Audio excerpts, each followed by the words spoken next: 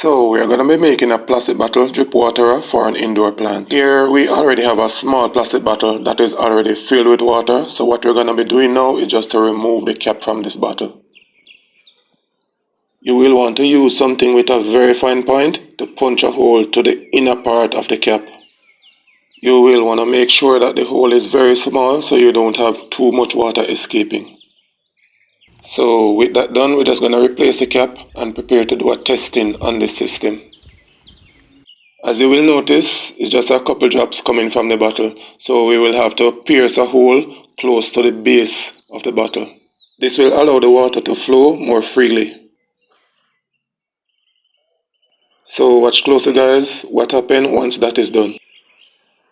You will observe a constant flow happening right here.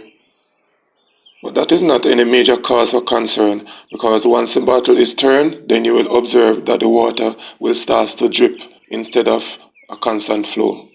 So all that dripping that I just mentioned is being demonstrated right here. A simple drip by drip. This system is now ready and we are going to be installing it right now. So keep watching.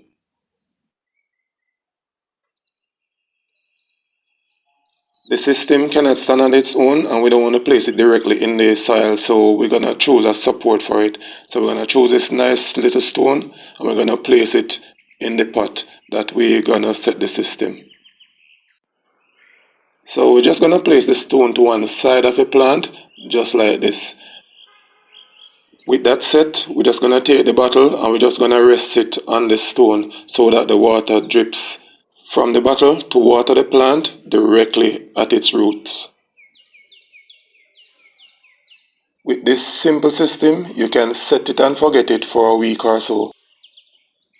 Once the water is nearly or fully exhausted, you can unscrew the cap, refill, and reposition your bottle to continue watering your plant for another week or so. Very simple but effective watering system using a plastic bottle.